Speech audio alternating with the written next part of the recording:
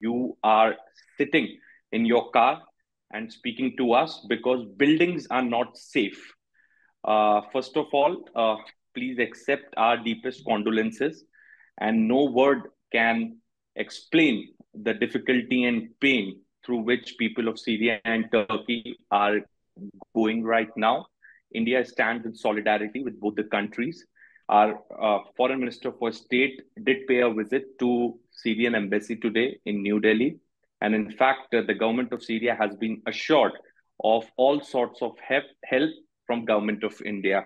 Mohammad Hassan, I would not take much of your time. I know it's a very critical situation. On one end, uh, there is a responsibility of a journalist on your shoulders. On the other end, there's a responsibility of your family and your family's well-being.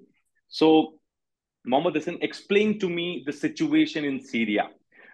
Syria has always been a very critical country, and from last 12 years, we have seen war happening in the country. Then we have also been told that there has been a cholera outbreak recently in Syria. Just explain the situation, and how many deaths, how many injuries, and what all relief Okay. measures are being carried out by the government. Okay, thank you so much for this introduction. And yes, as you mentioned, I am now in the car in Kamishli city, which is located in northern Syria, because our houses it's not safe. Just before half an hour, an earthquake happened in some cities in east of Euphrates. In Kamishli, we feel of it in Kamishli, Kobane, Raqqa. But the most dangerous area now in Syria, it's in the west of Euphrates. I mean, in the west of Syria, Aleppo and Idlib and Latakia and Hama. I can imagine, according to my calls with my relatives and with my friends, some of my friends, they are still in Afrin and in Aleppo.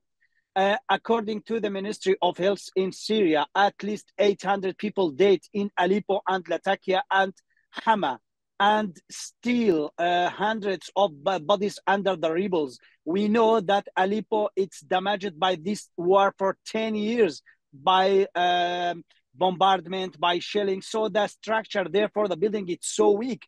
Just before 10 days, I remember a building in Sheikh Maqsoud neighbor in Aleppo was damaged because for rain and water. And if we will talk about Idlib, which located in the west of Syria, in some towns like Genderis in Afrin, believe me, I get some news from there and some videos. A lot of kids, they are still under the rebels because the local equipments, the local NGOs, it's not enough to help the people. So the civilian people, they rescue themselves by themselves. But if you look at Turkey, all the international aid, it's going to Turkey. And for Syria, it's so complicated because, Syria, we can imagine it's divided for three parts. One part's controlled by the Kurds, the another by Syrian government, the third one by the opposition. So, and we know Syria now, it's under of the American economic sanctions. So a lot of NGOs, a lot of countries, they are scared to help Syrian government. But in my opinion, now it's not war situation. It's not politics. It's not war. It's humanitarian situation. So all the world, they must help the Syrian in the same way, without difference, without this is from regime, this is from Kurd, this is from opposition. They must deal with the Syrian like a balance. All of them, they have the same problem. It's a natural problem. It's not like war or politics problems. And these days, some Arab countries like Jordan, like Iraq, like Egypt, like Algeria, they are sending some humanitarian aid by Damascus International Airport, and I think maybe those help, maybe it will be good for to rescue more souls. They are until now under the rebels, and as you see now, it's raining here. I can't open the door of this car. It's raining now. If It's raining and it's it's raining freezing now, also. yeah, yeah, it's raining. You can, if I can move this phone, I will look. It's raining. It's raining. It's so cold. I am inside the car and It's so cold. Now the degree, it's 3 in my car. But in the west of Syria, it's much coldest because it's so close to the mountains. It's so close to the Mediterranean Sea. So I think the international community, the world, they must help the Syrian. They must open the border, like Al Arabiya border between Syria and Iraq, like Bab al Hawa between Syria and Turkey. They must open the border between Syria and Jordan and Syria and Lebanon too. Yeah, coming to the same question. In fact, Hassan, the government in Damascus has only allowed aid through one border crossing, and that is perhaps the main issue, that aid is unable to reach various regions in Syria. B, the most difficult and problematic situation for the global community is there are sanctions that have been imposed by United States, and B, the current dispensation in Syria has always condemned any kind of help and aid from the Western powers. So will they accept aid and help this time around? Because look, your country is divided into three powers. There are three power centers in your country: Kurds, rebel, Opposition and then and yeah, government. and then the government. So it gets really difficult for not just the Western countries, but even the countries those who want to help Syria, including India, who to deal with and how to make sure that aid reach to the common man who is suffering post the earthquake. So this has become a challenge for every country. Yeah, yes, unfortunately, as I mentioned for you, you can imagine Syria, it's divided for 3 parts. Uh, and a lot of economic sanctions it's now on Syria from US. For India, if they want to, I think the Indian state, they have good relation with Syrian government. And Yeah. I think if the Indian people or Indian government will send some in humanitarian aid, they will send it to Damascus International Airport to the Syrian government, and the Syrian government will take those humanitarian aid to Aleppo or Hama or Latakia. But in my opinion, because now it's emergency situation, no difference between the civilian, no difference between the casualties. I mean, if the Syrian government receive some help, they must separate it for all Syrians. Aleppo, Kurds, government. If the opposition from Idlib receive a lot of, I'm sure they will receive a lot of helps from Turkey, they must send it to the another parts from Syria too, because now we are in a humanitarian situation and it's so bad. And each time, each hour, if you will be fast, maybe you can rescue more souls. They are under the rebels. Believe me, I get some videos from Afrin and from Aleppo. It's terrible. Still, It's a lot terrible. of kids, It's they are terrible. still, yes, Absolutely. they are still. Absolutely. One, I will tell you one example. One of my friends, he was calling me from Genderis in Afrin. He told me, now my kids, they are under the rebels. I cannot rescue them. Then I forget the connection with him because no connection there, no internet there. I don't know what happened with him. I don't know. Here too, in the east of Euphrates, the Kurdish administration announced that they are ready to send diesel, fuel, foods to the Syrian government or the opposition. But I don't know how they will reach because no any part except the another part. You understand me? So in this time, I mean the big states like India, like China, like US, like UK, all of them they must make a decision. They must help all the Syrian in the same But way, in the same aid. Hassan, I completely agree to what you are saying. But the question here is that if humanitarian aid will land in Damascus, then is the government going to distribute the aid equally to all the regions affected by earthquake? How does Okay, do you really see the three? Do you really see the three powers in Syria on the same board? I think if the Syrian government will receive those international aid, they will give it to the people in Aleppo and Latakia and Hama, but it must be for Idlib too. I don't know. It's politic because maybe the opposition will not receive it. So now, in this case, it's rule for the international organization like UN, WFP, WHO, UNICEF. So they can do White it with, helmets. yes, white helmets. So they must do it with some independence part, or with a Kurdish Red Crescent too, or with a Syrian Arab Red Crescent, or ICRC. So they must can do it with an independence part, because as a Syrian, I think no no part will accept the another one.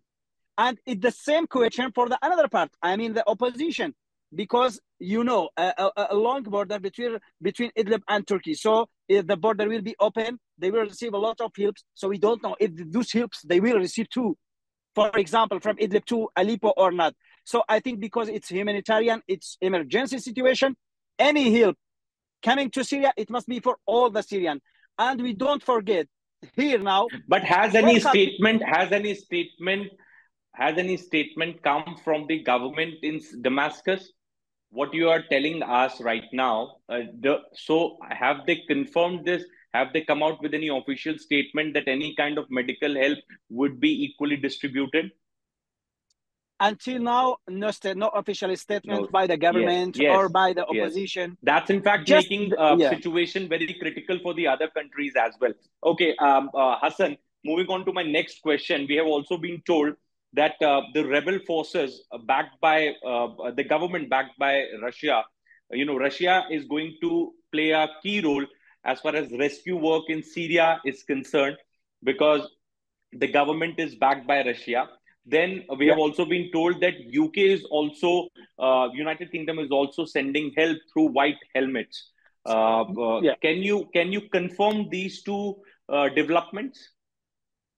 Yes, for sure. The Russian army, they have some works in Latakia. They are working with the Syrian local civil defense, which belong to the Syrian government. They are working in some places like Jabla in Latakia. Yes, indeed, on the ground they are working. And I get some news that some people from White Helmets, they travel to US to get some helps. So you can imagine the sky. Each part he support the part. So I think it's mistake. It's wrong. It's not true. Why the US they will just or UK they will just help the white helmets, and why Russia they will just help the Syrian government? So I think because it's humanitarian, it's emergency situation. Those helps must be for all the Syrians, which without difference. Okay, Hassan, also there were some reports. In fact, we have come across in which it has been mentioned that there has been a riot inside a prison post the earthquake, and some of the prisoners belonging to Islamic State has run away from the prison. So, is it also? Do you really see a challenge as far as the national security is concerned? Because Syria has been a victim of Islamic State civil war from last 12 years. Then now, if such situation has come up inside a prison in Syria, then it can happen in other places as well. So, do you really see that Islamic State is going to take advantage of this entire situation going on in Syria? Yes, it's true. It's true news. Last night in Genderes in Afrin, one prison. It's called Black Prison. Hmm. Some of Islamic State ISIS fighters they release themselves from the prison, and this prison it's under control of the opposition. But before 4 years, Afrin city and all this area from the west was controlled by the Kurds. Then when the Turkish operation started there, they occupied it, and then the opposition occupied this region. I think, Islamic State, Daesh, they are using any chance for them to rebuild the Islamic State again.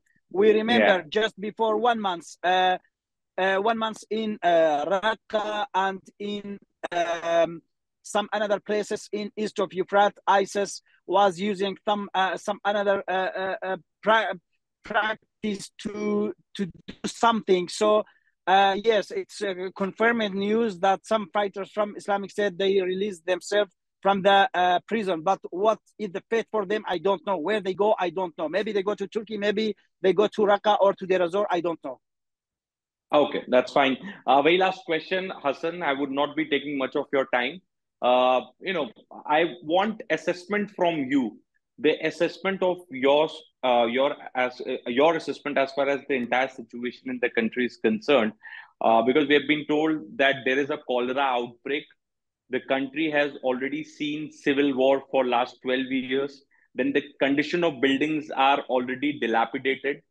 Then there is a power shortage, power cuts in whole of Syria, no proper food supply, no proper water supply. Explain the situation for our viewers sitting here in India. Yeah, I will explain to you. For example, me as a civilian here, actually we didn't receive the national electricity. For example, from 3 days, no, never. Sometimes we get 2 hours or 4 hours from national electricity. The diesel, if we found diesel, it's from the bad one. If you will put it in the car, it will damage your car. The clean one, it's so expensive. About the bread, it's so expensive. Here, I will just compare between this region and the another region from Syria. If you will compare east of Euphrates with Aleppo or Idlib, you can imagine you are in a hotel 5-star because all the oil and gas in this region and all the wheat. But even though the situation here is so bad, no electricity, no, and all the street destroyed. If a small earthquake will happen, all the building will be damaged because the people or the business they building it unofficially. In Afrin and in Aleppo, in Idlib, the situation there is much worse because no diesel there, no gas, no bread, nothing. And much of the war in Syria too, it was there, it's from 10 years, it was bombardment, it was shelling, it damaged a lot of them. So, and we don't forget that North and Eastern Syria, North Syria, including at least 30 IDPs camp. It's a huge number, about 1 million people, they are living in the camps. So you can imagine the situation in this cold winter. We are in our car, we are in our house, and we feel cold. So what about the people that are living now in nowhere, in the camps, in the tents? So it's 10 years, 12 years. I think it's enough. It's called for the international community to find a solution for Syria. Like big state like India, they must do them rules, like UK, like Russia, like US. Yes, it's shame. So it's 12 years, millions of Syrian displaced refugees killed. It's time to say stop. All Syria, they must the world, they must find a solution for Syrians. It's enough. We are so poor. The people here, they are so poor. They are some of them, they are starving. Okay. Thank you so much, Hassan. Once again, deepest condolences for the people in Syria, and I would request you and your family and friends to stay strong in this times of crisis. And my country, India, stands in solidarity with Syria. And in fact, as I mentioned, that yesterday there was a meeting. Today there was a meeting which took place between the ambassador of Syria and Minister of State for External Affairs. And in fact, in that meeting, Indian government assured the ambassador for all possible help. So India is going to send aid, medical help to Syria very soon. Yeah. Thank you so much. Thank you so much. And I'm sure the Indian people, they are good people. And from the history, I'm sure now the people in India, in the streets, they are gathering what they can gather to send it to the Syrian, because this is the history of the Indian people from hundreds of years. I read about the Indian. They are good people, and they help all the people. Thank you so Thank much. you. for you Thank you and so for much. your country. And thank you so much.